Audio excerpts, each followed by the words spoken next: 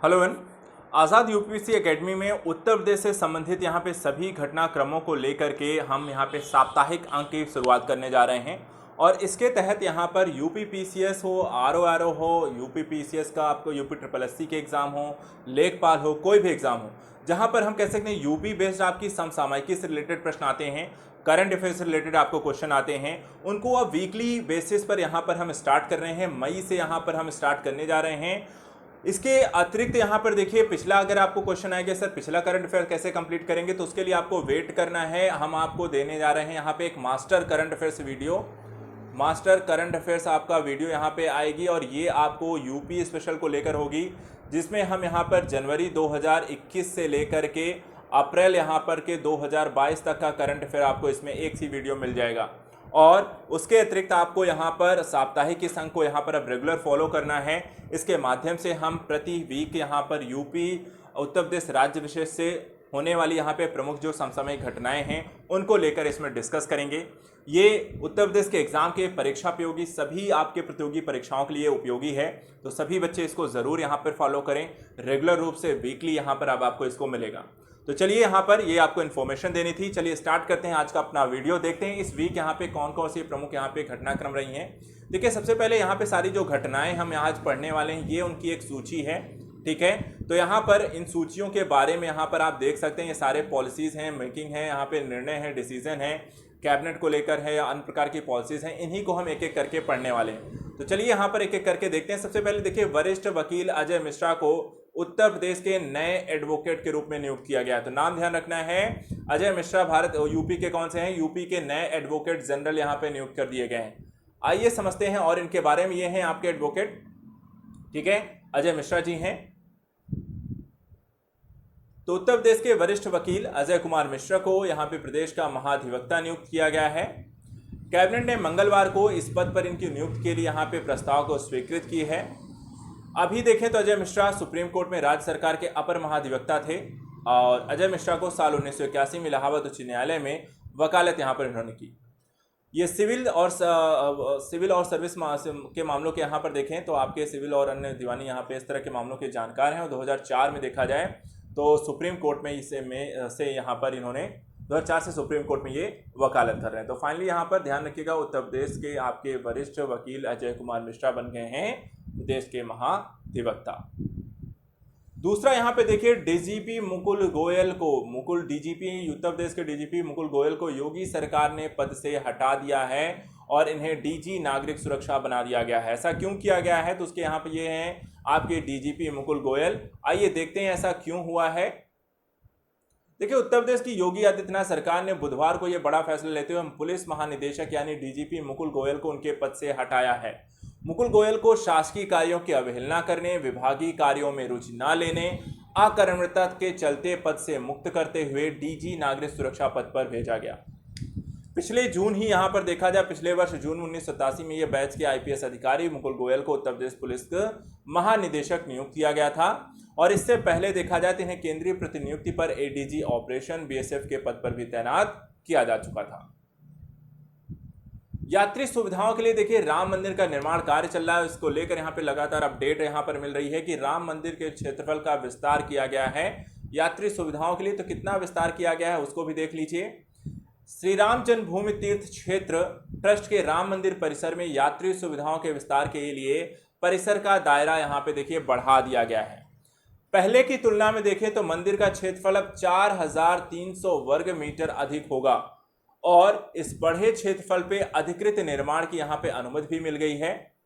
देखा जाए तो ट्रस्ट ने इसके लिए अयोध्या विकास प्राधिकरण के समक्ष संशोधित मानचित्र का आवेदन किया था, जिसे प्राधिकरण बोर्ड ने पिछले दिनों यहाँ पे स्वीकृति भी प्रदान कर दी है। तो ध्यान रखिएगा, इनका कितना है मीटर यहाँ पे क्षेत्रफल हो गया है 4345 वर्ग मीटर में श्री राम जन्मभूमि यहाँ पे जो मंदिर आपका बन रहा है तो उसका ये क्षेत्रफल है। अगला, भारत खंडे राज्य संस्कृत विश्वविद्यालय विधेयक को यहाँ पे मंजूरी दी गई है। तो योगी कैबिनेट ने मंगलवार को भारत खंडे संगीत संस्थान विश्वविद्यालय को यहाँ पे लखनऊ को भारत खंडे राज्य संस्कृत विश्वविद्यालय बनाए जाने के अध्यादेश 2021 के प्रतिस्थानीय विधेयक के प्रारूप को यहाँ पे मंजूरी दे दी है। क्या है इसमें विशेष, तो उसको भी जान लीजिए। अब विधानमंडल के दोनों सदनों में यह विधेयक पास कराया जाएगा। शास्त्रीय संगीत की विभिन्न विधाओं में शिक्षण प्रदान करने के लिए संस्कृत विभाग के द्वारा वित्त पोषित भारत खंडे संगीत संस्थान विश्वविद्यालय है। प्रदेश सरकार ने उत्तर प्रदेश राज्य विश्वविद्यालय अधिनियम 1973 को अंगीकार करते हुए भारत खंडे राज्य संस्कृत विश्वविद्यालय की स्थापना के लिए अध्यादेश 6 जनवरी 2022 को जारी किया था। अब इस अध्यादेश के स्थान पर विधेयक को कैबिनेट से मंजूरी दे दी गई। इस तरीके से यहाँ पर देखिए, इसके बारे में यहाँ पे ध्यान रखिएगा। अगला है यहाँ पे जल्द शुरू हो जाएगा 5 और हवाई अड्डों का संचालन। तो यूपी में देखिए तो लगातार हवाई अड्डे, हवाई पट्टियों का विकास यहाँ पर किया जा रहा है और इसी के तहत 5 और क्षेत्रों को इसमें जोड़ा गया है। तो 5 जो हवाई अड्डों के रखरखाव संचालन के लिए यहाँ पे जल्द करार किए जाने का यहाँ पर उत्तर प्रदेश सरकार ने यहाँ पे निर्णय लिया है। इनका विकास, संचालन, प्रबंधन अब भारतीय विमानपत्तन प्राधिकरण के द्वारा किया जाएगा। मंगलवार को योगी कैबिनेट ने नागरिक उड्डयन विभाग के इस प्रस्ताव पर अपनी मुहर भी यहाँ पे लगा दी है, जिसके तहत देखा जाए तो अलीगढ़, आजमगढ़, श्रावस्ती, चित्रकूट, म्योरपुर, सोनभद्र के हवाई अड्डों का संचालन जल्द शुरू हो जाएगा। तो नाम यहाँ पे 5 का ध्यान रखना है, अलीगढ़, आजमगढ़, श्रावस्ती, चित्रकूट, सोनभद्र। सोनभद्र में म्योरपुर है। अब इनका विकास संचालन आपका भारतीय विमानपत्तन प्राधिकरण कराएगा। प्रदेश सरकार हर साल यहाँ पे 7 करोड़ रुपए इनके रखरखाव पर खर्च करेगी। चलिए अब बात करते हैं अगले एक टॉपिक की, जिसका नाम है ट्रैफिक नियमों के पालन की आदत डालिए, क्योंकि मेरठ में 15 दिनों में ICTMS से संचालित होंगे चौराहे। तो क्या है ये ICTMS और क्या है ये तकनीकी, किस तरीके से काम करेगी, इसको यहाँ पे देख लेते हैं। देखिए यहाँ पे ट्रैफिक रूल्स को लेकर, शहर में वाहनों को लेकर यहाँ पर देखा जाए तो यातायात नियमों की यहाँ पर बात कर योगी सरकार ने बोला है कि कमिश्नरी चौराहे का उद्घाटन कर दिया गया, जिसके बाद सभी चौराहों पर चल रहे काम को में रफ्तार पकड़ ली है। इसके तहत यहाँ पे इंटीग्रेटेड ट्रैफिक मैनेजमेंट सिस्टम के तहत शहर के 9 चौराहों को यहाँ पे लैस किया जाएगा। ठीक है, क्या होता है ये सिस्टम, तो चलिए यहाँ पे थोड़ा सा तकनीकी के बारे में समझ लेते हैं। सबसे पहले देखिए एक तकनीकी होती है जिसको हम कहते हैं RLVD, यानी कि रेड लाइट वायलेशन डिटेक्शन कैमरे, जो ट्रैफिक सिग्नल तोड़कर जाने वालों की फोटो सीधे कंट्रोल रूम को भेजने का काम करेगा। दूसरा है ANPR, जो ऑटोमेटिक नंबर प्लेट रिकॉग्नाइजेशन का काम करते हैं, अर्थात वाहन की नंबर प्लेट को स्कैन कर चालक की ओर से किए गए यातायात उल्लंघन की उसकी फोटो उस दिन की तारीख, समय के साथ सीधे कंट्रोल रूम भेजेगा। तीसरा है इसमें फेस रिकॉग्निशन टेक्नोलॉजी रेगुलेशन। इसमें अपराध करने के बाद शहर के जिस चौराहे से अपराधी गुजरेगा उसी चौराहे से कंट्रोल रूम को जानकारी दी जाएगी और इस सॉफ्टवेयर में सभी अपराधी की फोटो को अपलोड किया जाएगा। इसके अलावा देखा जाए तो एक होता है सेव आवर सोल SOS, यह पैनिक बटन प्रत्येक चौराहे पर लगाया जाएगा। कोई भी इमरजेंसी सेवा के लिए पैनिक बटन यदि यहाँ पे दबाया जा सकता है। इससे सीधे call 112 control room, fire brigade 101, ambulance यानी 108 से सीधे कॉल जाएगी और उसके बाद आपकी मदद के लिए पुलिस, दमकल, एम्बुलेंस यहाँ पर आ सकेगी। ये चौराहे जहाँ पे ITMS योजना लागू हो रही है उनको भी यहाँ पर देख लीजिए कौन कौन से हैं। तेजगढ़ी चौराहा, चेलजुंगी चौराहा, कमिश्नरी आवास चौराहा, कमिश्नरी चौराहा, बच्चा पार्क चौराहा, हापुड़ अड्डा चौराहा, गांधी आश्रम चौराहा, ब्लॉक तिराहा और रिवज चौराहा। अगला देखिए यहाँ पे उत्तर प्रदेश के 19 जिलों के 4.25 करोड़ लोगों को आज से खिलाई जाएंगी यहाँ पे फाइलेरिया रोधी दवाएं। 27 दिन तक यहाँ चलेगा अभियान। तो देखिए क्या है ये, देखिए फाइलेरिया के लिहाज से संवेदनशील प्रदेश के 19 जिलों में गुरुवार को 12 मई से 27 मई तक फाइलेरिया रोधी दवाएं आपको खिलाई जाएंगी। तो 12 से 27 मई तक चलने वाला है ये। सरकार ने इसे मास ड्रग एडमिनिस्ट्रेशन नाम दिया है, यानी कि MDA। इस कार्यक्रम का उद्घाटन उप मुख्यमंत्री ब्रजेश पाठक के द्वारा वर्चुअल रूप से किया गया है और इसमें 4.25 करोड़ लोगों को फाइलेरिया रोधी दवाई दी जाएंगी। इस अभियान को सफल बनाने के लिए मीडिया कार्यशाला का आयोजन किया गया। संयुक्त निदेशक फाइलेरिया राज्य कार्यक्रम अधिकारी डॉक्टर बिंदु प्रकाश सिंह ने बताया है कि प्रदेश सरकार ने राष्ट्रीय फाइलेरिया उन्मूलन कार्यक्रम के अंतर्गत यहाँ पे 19 जिलों को यहाँ पर चयनित किया है। कौन कौन से हैं ये जिले, उनके नाम यहाँ पर देख लेते हैं। गोरखपुर, देवरिया, कुशीनगर, महाराजगंज, गाजीपुर, बहराइच, श्रावस्ती, गोंडा, औरैया, इटावा, फर्रुखाबाद, कन्नौज, बलरामपुर, बस्ती, सिद्धार्थनगर, संत कबीर नगर, सुल्तानपुर, रायबरेली और कौसाम्बी को इसके लिए चुना गया है। इस अभियान में सभी वर्गों के लाभार्थियों को फाइलेरिया से सुरक्षित रखने के लिए स्वास्थ्यकर्मी घर घर जाकर यहाँ पे दवा खिलाएंगे। इसके अलावा योगी सरकार की यहाँ पर पहली यहाँ पे कैबिनेट बैठक हुई और इसमें 14 बड़े प्रस्तावों पर मुहर यहाँ पे लगाई गई है।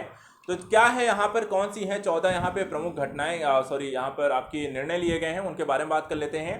देखिए, योगी आदित्यनाथ सरकार की 2.0 की मंत्रिपरिषद की पहली ये बैठक थी और इस बैठक में देखिए तो बीजेपी के लोक कल्याण संकल्प पत्र में किए गए वादों को पूरा करने की शुरुआत की गई और इसमें 14 प्रस्तावों पर मुहर लगाई गई है।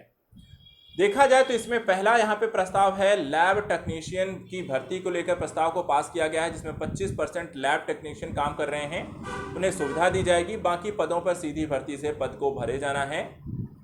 गोपन विभाग में अब तक अगर देखे जाएं,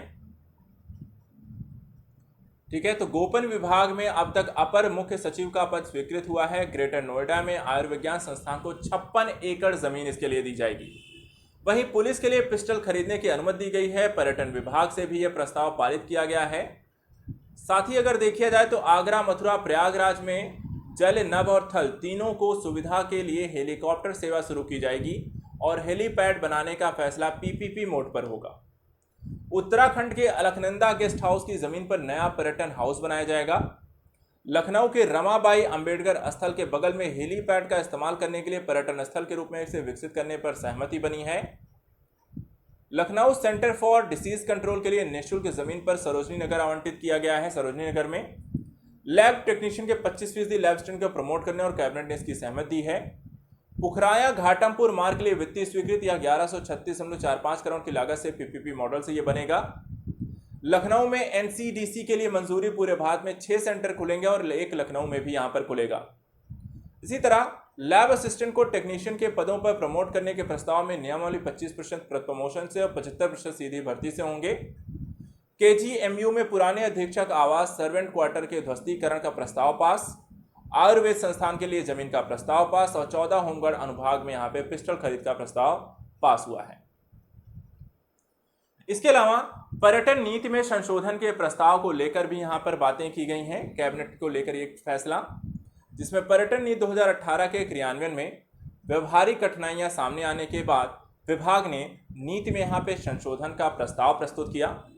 इस नीति में संशोधन के प्रस्ताव के बाद 1 फरवरी 2016 के बाद जिस भी होटल का नक्शा पास हुआ है उसे नई पर्यटन इकाई मानते हुए नीति के तहत मिलने वाले लाभ दिए जाएंगे। हाईवे पर स्थित मोटल और कारवां टूरिज्म यानी छोटी बसों, ट्रकों, कंटेनर को होटल के कमरे का रूप देना। फर्म स्टे, खेतों में टेंट लगाकर ठहरने की व्यवस्था, रिवर क्रूज को भी पर्यटन इकाई मानते हुए इस नीति के तहत मिलने वाले लाभ दिए जाएंगे। इसके अतिरिक्त वाइल्ड लाइफ इको टूरिज्म केंद्रों के पास रिसोर्ट बनाने को भी नीति में शामिल किया गया है। तो पर्यटन नीति को लेकर जो संशोधन किए गए इनको ध्यान रखना है, क्या क्या यहाँ पे बातें ऐड की गई हैं।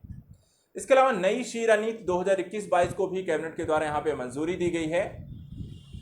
प्रदेश में देशी शराब के निर्माण के लिए 18% शीरा आरक्षित किया जाएगा। सरकार नई शीरा नीति 2021-22 को बृहस्पतिवार को कैबिनेट बाय सर्कुलेशन मंजूरी दे दी है। प्रदेश में प्रतिवर्ष 570 लाख कुंटल के शीरे अनुमानित उत्पादन होते हैं और देशी शराब के लिए आरक्षित शीरे की मात्रा 117.32 कुंटल होगी। इसके अलावा मलिन बस्तियों को यहां पर पक्का मकान, रहने वालों को पक्का मकान देने की बात यहां पर की गई है। देखिए, मलिन बस्तियों में रहने वाले लोगों को सरकार अब पक्का मकान बनाकर देगी। इसके लिए नगर विकास विभाग ने प्रधानमंत्री आवास योजना शहरी घटक के स्वस्थानीय मलिन बस्ती पुनर्विकास नीति 2021 के लिए तैयार किया गया है। इस नीति को भी कैबिनेट बाय सर्कुलेशन यहाँ पे मंजूरी दे दी गई है और इस नीति के लागू होने पर सरकारी नजूल की भूमि बसी हुई मलिन बस्तियों में रहने वाले लोगों को उसी मोहल्ले में बहुमंजिला भवन बनाकर मकान यहाँ पे उपलब्ध कराए जाएंगे और उनको इस मकान का आवंटन मात्र 1000 रुपए में किया जाएगा। इसके अलावा मेडिकल कॉलेज में चिकित्सा शिक्षक की रिटायरमेंट के बाद भी 70 वर्ष तक दोबारा से नियुक्ति का प्रस्ताव यहाँ पे पास किया गया है। गोरखपुर, प्रयागराज, कानपुर, झांसी, मेरठ, आगरा, किंग जॉर्ज चिकित्सा विश्वविद्यालय लखनऊ, डॉक्टर मनोहर लोहिया आयुर्विज्ञान संस्थान लखनऊ, उत्तर प्रदेश आयुर्विज्ञान विश्वविद्यालय सैफई इटावा में चिकित्सा के लिए यहाँ पर ये नियुक्तियों को पास करने को लेकर ये सहमति दी गई है। इसमें शिक्षक गण को अधिवर्षता आयु पूर्ण होने के बाद 70 वर्ष की आयु तक पुनर्नियुक्ति की व्यवस्था के प्रस्ताव को स्वीकृति दी गई है। इन्हें पुनर्नियुक्ति शर्तों के अनुसार अंतिम वेतन आहरण में से पेंशन घटाते हुए अनुमन्य धनराशि यहाँ पर देय होगी। तो ये इस वीक की यहाँ पर प्रमुख घटनाक्रम थी। उत्तर प्रदेश विशेष को लेकर कैबिनेट के प्रमुख फैसले, नीतियां, संशोधन प्रस्ताव और अन्य यहाँ पर दिए गए यहाँ पे सरकारी आदेशों को लेकर के। साथ ही आपको इसी तरीके से प्रत्येक वीक हम यहाँ पर यूपी स्पेशल को लेकर करंट अफेयर्स को स्टडी करेंगे। आप सभी यहाँ पर इस वीडियो को रेगुलर रूप से फॉलो जरूर करें। जैसा कि मैंने बताया था स्टार्टिंग में, मास्टर करंट अफेयर्स का जो वीडियो है वो आपको एग्जाम होने से पहले अर्थात मई के लास्ट वीक में यहाँ पर प्रोवाइड करा दिया जाएगा और वहाँ पर आप उसे देख सकते हैं। तो आज के लिए यहाँ पर इतना ही। Thank you so much, good luck. Next week मिलेंगे यहाँ पर यूपी स्पेशल के करंट अफेयर्स के अगले अंक को लेकर। Thank you so much and good luck.